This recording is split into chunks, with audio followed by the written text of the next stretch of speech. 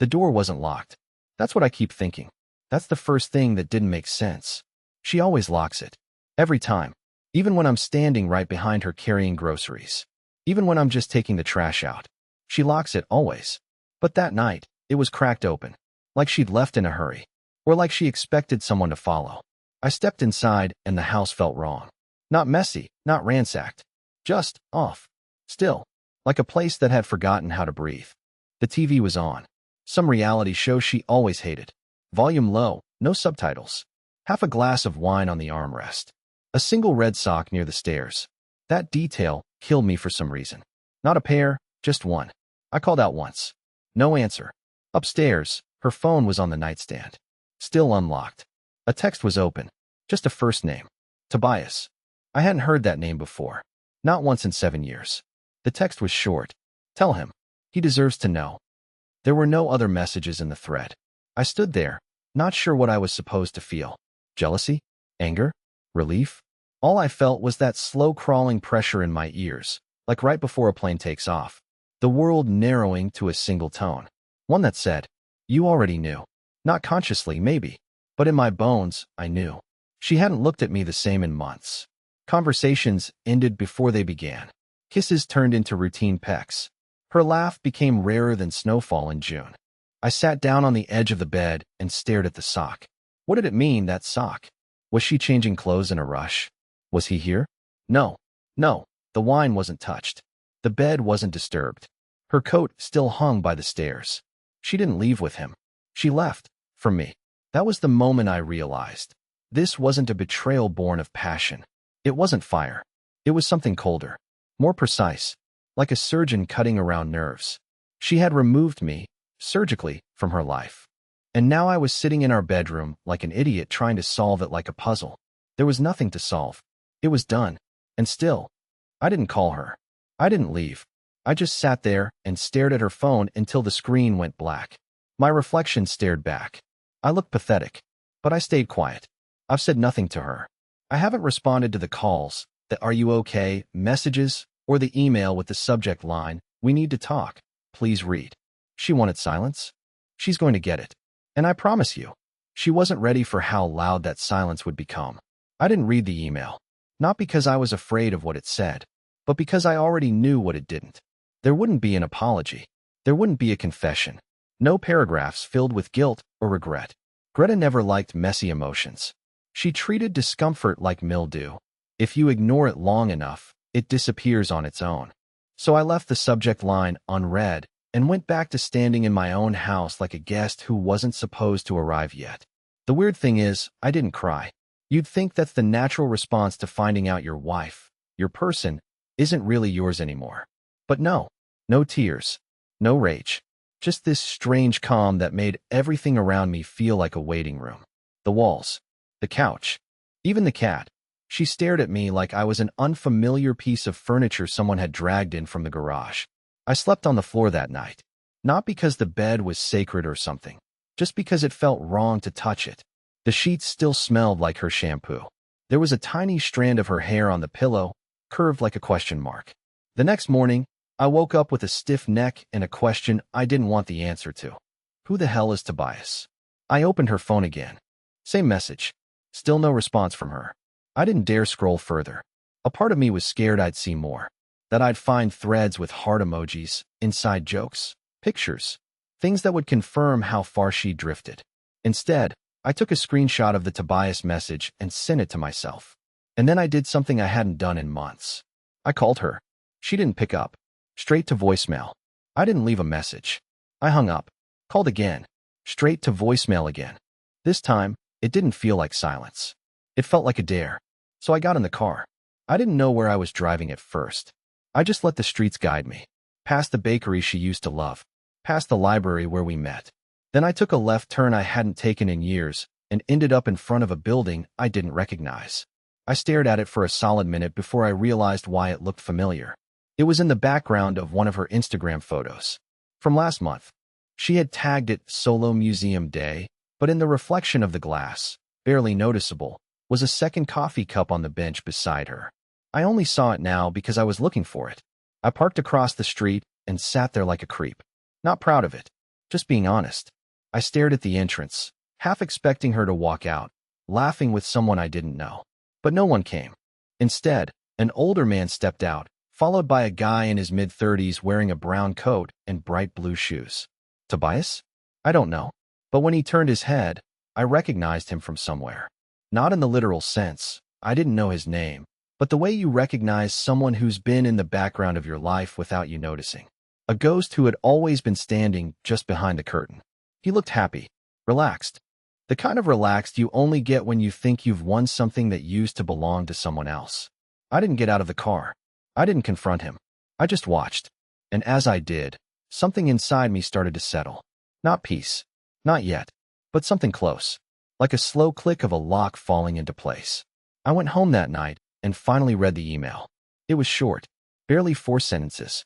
Cliff, I didn't mean to hurt you. I just needed to find myself again. I didn't expect you to disappear like that. Please talk to me when you're ready. She didn't sign it, Love, Greta. Just her name. Like a stranger signing a guest book. So I closed the laptop, stood up, and for the first time in days, I said something out loud, just one sentence. You don't get to rewrite the ending after the book's already burned. She still doesn't know I saw the message from Tobias. But she will.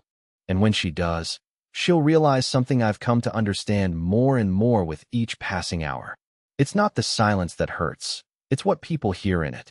The days that followed weren't really days. They were long, gray stretches of soundless hours where the sun rose and set like it was just going through the motions. I didn't go back to work. Didn't call in either. I figured the silence between me and my manager would match the rest of my life just fine. It's strange what you start noticing when you have nothing else to look at. I noticed, for example, that the air vents in the house make a faint clicking sound every 11 seconds. I noticed that the plant in the corner of the living room, the one Greta insisted was low maintenance, had started curling in on itself, like it had finally given up. And I noticed that there were still long strands of her hair caught in the carpet near the bathroom. I vacuumed twice, and they still showed up. Little blonde threads of her existence woven into the house, like some cruel joke. Dust in the shape of her. And yet, somehow I missed her. Not the real her. Not the person who ghosted her own marriage while sleeping 3 feet from me. But the idea of her. The shadow of who she pretended to be when she was still trying. Or maybe, when I was still trying. But the thing about silence is that it doesn't just sit there. It grows. It reaches. It wraps itself around your thoughts and squeezes. And in that silence, a single name started looping in my head like a broken track. Tobias. I had to know. So I went digging again. This time, deeper. She had an old backup drive. One of those thick silver ones she used for photo dumps and essays back in college. I remembered the password, mostly because it was the name of her first dog. I know, ridiculous. But that's what made it work. It was all still there. Decade-old folders of pictures, notes, recordings, resumes, and a few Word docs with names like thoughts and maybe poems. One folder stood out. Vermont_residency. That was 3 years ago. She went away for an art residency, 2 months in the mountains, sponsored by a little-known foundation that hosted creatives seeking creative solitude. She came back lighter, happier, said it was transformative. I opened the folder. Hundreds of photos. Forest trails. Studio shots of unfinished sculptures. A dog named Millie. And people. Dozens of people. But one face stood out. Him. Tobias. His name was even tagged in one of the photos. Tobias and the clay explosion, the file read. They were laughing, both of them covered in wet gray clay, hands raised like they'd been caught mid-prank. He was lean, bearded, and looked like the type of guy who probably smelled like wood smoke and rosemary oil. You know the type. Every caption told me what she hadn't. Night hike with T. Firewood crew equals me, Tobes, and Alina. Guess who made the best coffee this morning? Hint. Not me. It wasn't new. It had started then. And that made me feel sick in a way that had nothing to do with betrayal. It made me feel replaced. Like there had been a moment, 3 years ago, where my name had quietly slipped off her tongue and been replaced by his. And I never noticed. I closed the folder, shut the drive, walked to the sink, and washed my hands even though they weren't dirty. I just needed to feel like something could be cleaned. That night, I sat in the dark living room and pulled up his name online. Tobias Wynn. Vermont-based ceramicist. Residency mentor. Public speaker. Former fellow at the National Clay Collective. I found his website, found his artist bio, found his photo. And there, in the corner of the screen, was a tab labeled Upcoming Workshop, Returning to Stillness. I stared at the words until they blurred. Returning to stillness. I closed the laptop. That night, I didn't dream. But when I woke up, I knew exactly where I was going. I left before sunrise. Didn't shower. Didn't shave. Just threw on the least wrinkled clothes I could find and stuffed a notebook into my jacket pocket, like I was going to take notes. As if I were preparing for a lecture and not driving 4 hours through fog and frost to meet the man whose name had quietly rearranged my life behind my back. I kept the windows cracked most of the drive. I needed cold air, something sharp against my face. Every few miles I'd glance at the GPS and watch the green line inch closer to a place I never planned on returning to. A sleepy town called Elridge, tucked between the pines and the kind of long-forgotten silence that artists romanticize, but people like me know better than to trust. He was holding a workshop at a retreat center on the edge of a lake. A cluster of wooden cabins, earthy smells, the soft hum of bees in late autumn. The kind of place where people go to reinvent themselves. Or vanish. I parked by a half-frozen pond, heart hammering like it was trying to outrun me. I told myself I wasn't going to confront him, that this was just recon, that I'd sit in the back, blend in, and leave knowing what he looked like when he talked, when he taught. I just needed to see the man who lived in her phone like a ghost, and maybe then I could exorcise him from my mind. The workshop was already underway when I walked in. About 15 people stood around clay tables, fingers slick with slip, forming bowls and vases and odd shapes with no names. I scanned the room, and there he was. Tobias Wynn, in a faded denim shirt, rolled sleeves, a black apron stained with years of work. He wasn't tall. He wasn't striking. But he had this effortless stillness about him. The kind of calm that makes people listen before he even speaks.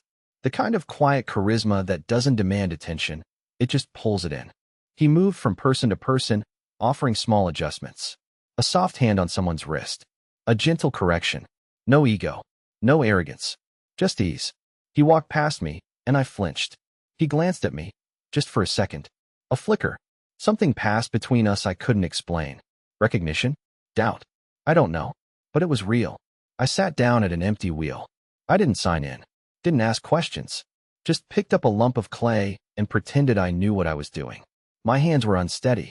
The wool spun too fast.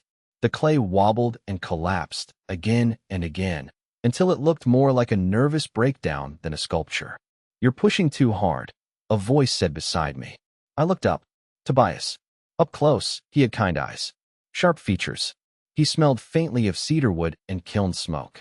You need to let it center first, he said, gently pressing his palm on top of mine to steady the spin. Control comes after trust. You have to trust the spin first. His hand was warm. Solid. I pulled mine away a second too late. He looked at me for a beat longer than necessary. And then he said it. 4 words that felt like a slow dagger to the ribs. We've met before, haven't we? The words hit harder than I was ready for. I blinked. No, I don't think so. He tilted his head slightly. Studied me. You just seem familiar. I forced a smile. I get that a lot. He nodded, but didn't look convinced. Then he moved on, and I sat there, hands shaking, clay ruined. I left during the break. Slipped out before anyone could ask my name or why my wheel was covered in nothing but failure. But I didn't drive home. I drove to the old Vermont residency house. I still remembered where it was. Greta had sent photos when she stayed there. A low, mossy cabin tucked behind a wild tangle of birch trees, down a gravel road with no name. It was locked, of course, abandoned for the season. But I sat outside on the crooked wooden bench she once called her thinking spot and pulled the notebook from my pocket. I opened to a blank page and wrote one word. Familiar. Why did he say that? What did he really mean? Because there was something in his voice when he said it. Not surprise. Not curiosity. Something measured. Like he knew more than he let on. Like he already knew exactly who I was and was waiting for me to figure out what he'd done. I didn't go home. I found a cheap roadside motel 30 minutes outside of Elridge, the kind that smells faintly like bleach and forgotten lives, and I paid cash because I didn't want to show up anywhere on record. Not yet. I didn't sleep much.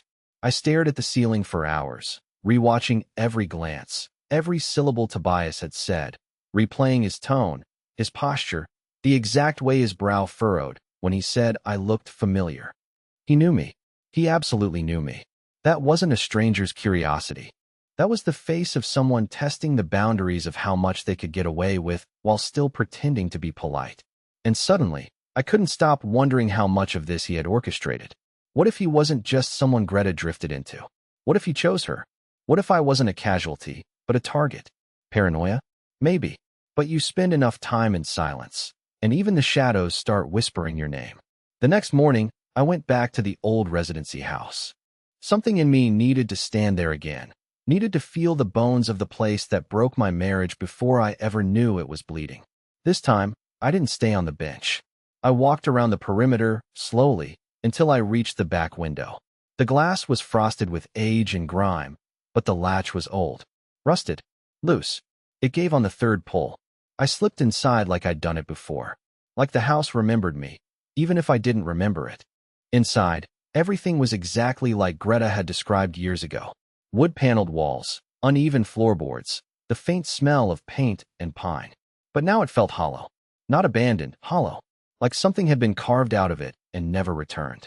The studio space was still there, sun-drenched through cracked skylights, a few old canvases leaning against the wall. Most were blank. One wasn't. It was covered in red strokes. Sharp, erratic, layered so thick the paint had cracked. At the center, barely visible beneath the chaos, were faint outlines of two figures. One taller, one sitting, both faceless. A date was scrawled in the corner. October 4th, 3 years ago. Same month Greta was here. Same week she stopped calling me every night. I stepped closer, and that's when the floor creaked, not under me, but somewhere behind the painting. Instinct took over. I pulled the canvas aside. Behind it was a loose panel in the wall. And behind that, a hollow section of floor. Someone had cut it clean, intentionally. A makeshift compartment. Inside was a single manila envelope. No label. No seal.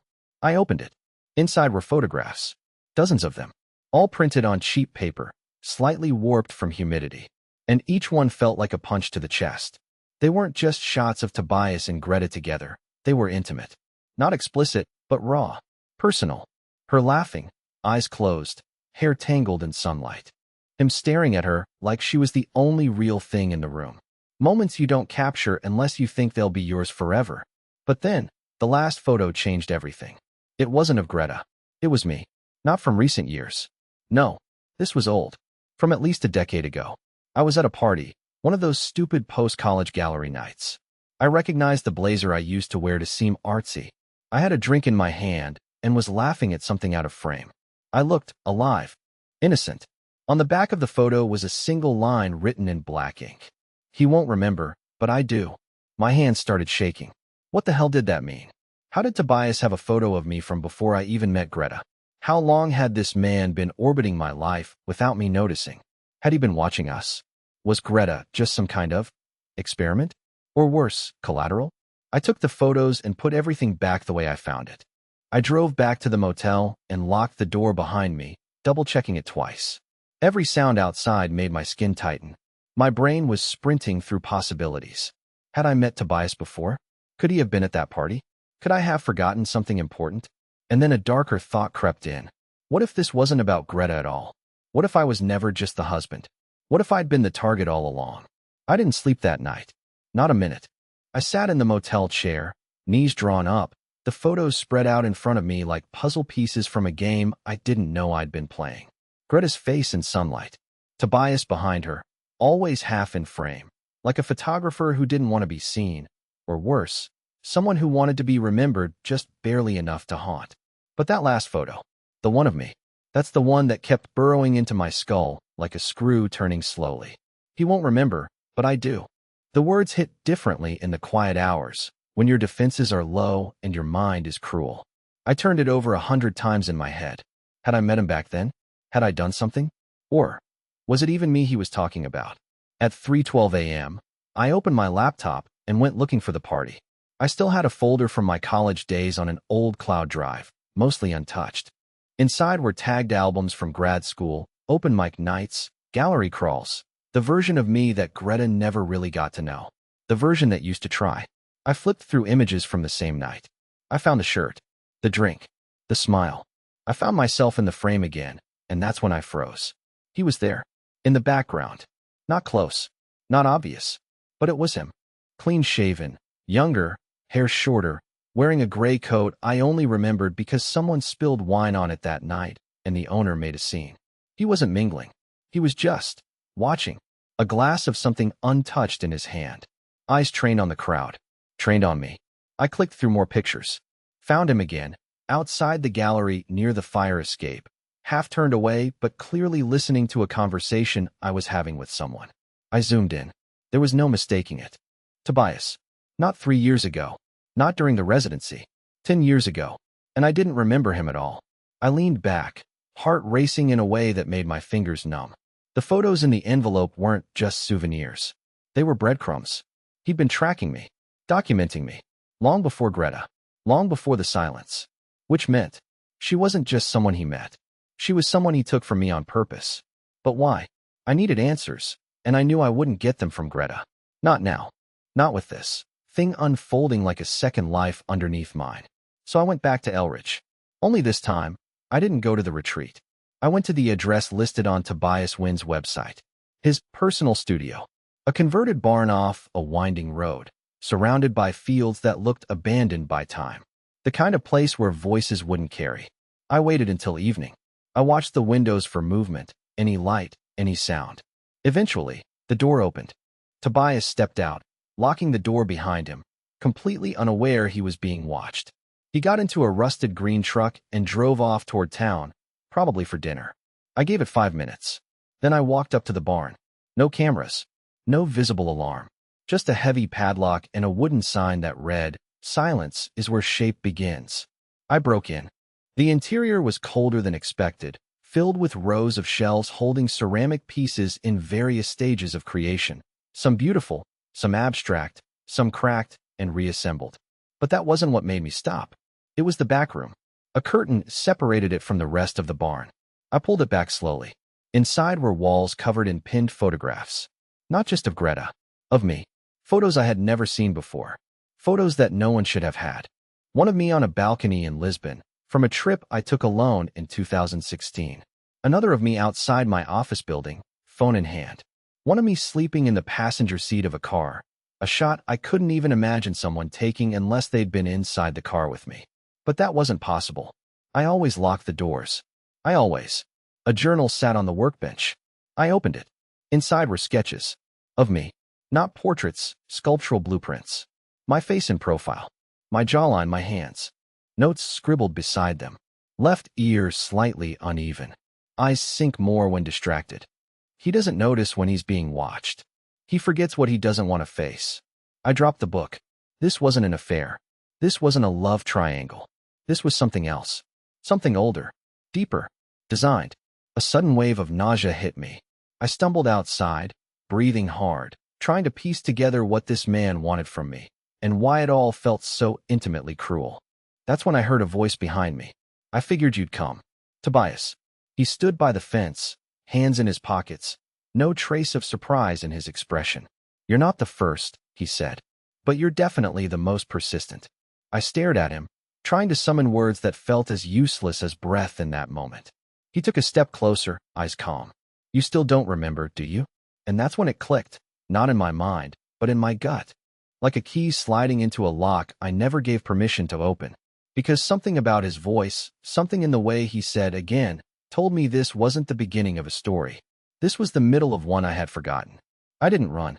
That's the part one keep coming back to when I replay it all. He was standing right there, calm, quiet, unmoved, and I didn't run. I should have. Every logical part of me screamed for distance. But something stronger rooted me there in the dirt, like my body recognized the moment even if my mind hadn't caught up. "I don't remember you," I finally said. "I don't remember any of this." Tobias smiled, but there was no warmth in it. Just pity. "No," he said. "But you will.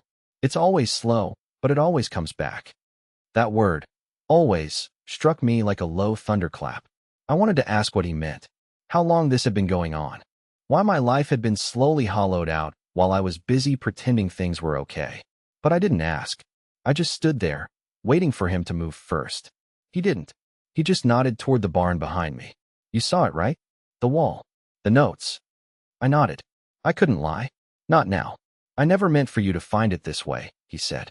But I suppose there's no perfect moment for rediscovery. That word again.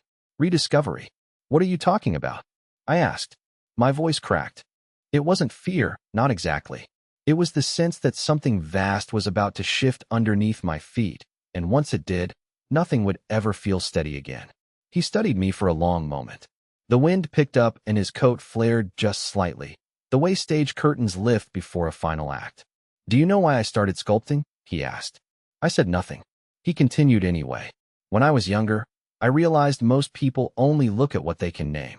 A vase, a bowl, a face. But shape isn't truth. Shape is suggestion. You can carve something perfectly and still have no one see it for what it is. I swallowed hard. And what is this? What am I supposed to see here? His eyes finally met mine, and what I saw in them wasn't obsession or malice. It was history. You weren't always Cliff, he said, and for a moment, the world felt like it had been turned inside out. The sentence landed like static in my ears. Something behind my ribs clenched, like my body was bracing for an impact my mind hadn't recognized yet. I shook my head, a weak laugh escaping. What? He took a step closer. Not threatening, but firm. Measured. You were someone else. Before all this. Before the house. The job. Greta, you've lived this life, or parts of it, more than once. And every time, you come to the same conclusion. Something is missing. Something feels off. You don't remember the details, but you remember the feeling. I opened my mouth to respond, but nothing came out. You forget, he went on. But I don't. That's why I watch. That's why I record. I've been trying to catch the moment it happens, the moment you shift. But I can never predict it. My stomach turned. Are you saying, what? That this is some kind of memory loop? Reincarnation? What? What does Greta have to do with this?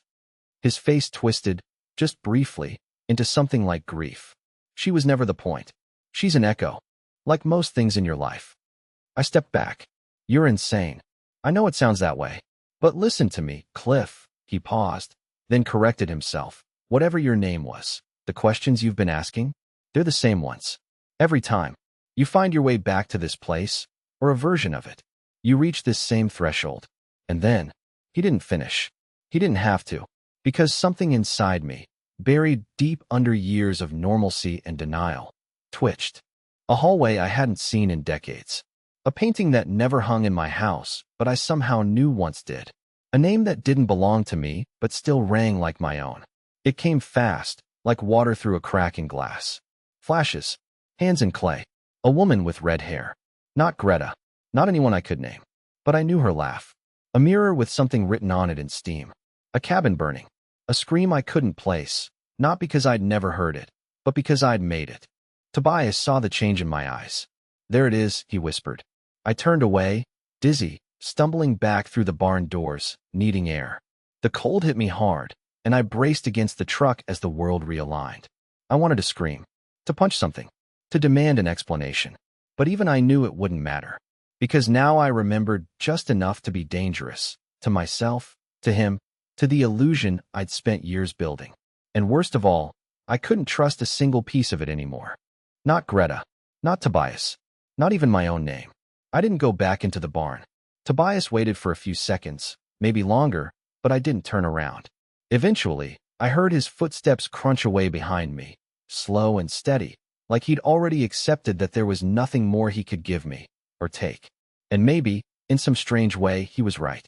Because once he was gone, once the wind stopped pulling at my coat, once the cold air had numbed every part of me that had been aching for days, something inside me began to settle. Not the way trauma settles. Not like defeat, but like truth. The kind of truth that doesn't shout or punish. The kind that doesn't need to be understood by others to still matter. The kind that just is. I didn't know who I had been before Cliff. I didn't know if Tobias was telling the truth, or if he was lost in some kind of obsession that just happened to overlap with my pain.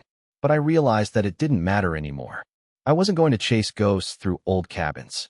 I wasn't going to try and rebuild a version of myself from stolen photographs and cryptic sketches. I didn't need the whole truth to move forward. I just needed to let go of the lies. Greta texted me the next morning. I saw your car. Were you in Elridge? Please. Can we talk? I didn't reply. I didn't delete the message, either. I just left it there, a relic of the person I was. A life that had already been folded up and filed away under before. Instead, I drove home. And when I walked in, I didn't cry. I didn't collapse. I opened every window in the house. Let the stale air out. Let the light in. I threw away the wine glass still sitting on the end table. I boxed up Greta's shoes by the door. I vacuumed until the strands of her hair were gone, every last one. Then I sat down and made a list. Not of things I wanted to forget, but of things I wanted to remember. The parts of me that felt real, tangible, not shaped by someone else's expectations. Just mine. The soup I make too often. The book I never finished writing. The sound of winter wind before sunrise. The way my hands still tremble when I'm angry. The way they steady when I forgive. I started from there. A week later, I signed up for a pottery class. I figured if shape matters, I might as well learn to make some of my own. Not to chase answers. Not to become Tobias. But because I wanted to understand something. How you take a lump of nothing and turn it into something that can hold warmth. That felt like a good metaphor for whatever was next. I don't know where Tobias is now. Maybe he's watching someone else, waiting for the next fracture to form. Maybe he was never real in the way I thought. Maybe he was just a mirror, one that showed me the parts one had spent years avoiding. And Greta? I haven't heard from her again. But I don't hate her. That surprised me. I thought I would. I thought the betrayal would calcify into something permanent, something sharp. But it didn't. It just faded, like bruises do. And underneath it was something better. A blank space. Not empty. Open. I'm not healed. I'm not whole. But I'm mine now. And for the first time in a long time, that feels like enough. So if you're still reading this, if you followed all 8 parts wondering how a man like me, quiet, broken, confused, gets through something like this, here's the answer. You stop trying to make the story perfect. You stop trying to win. You just begin again. Not with revenge. Not with silence. But with something small. Something steady. Like a wheel starting to spin. Like a pair of hands pressing gently into the clay. And shaping something new. Something finally yours.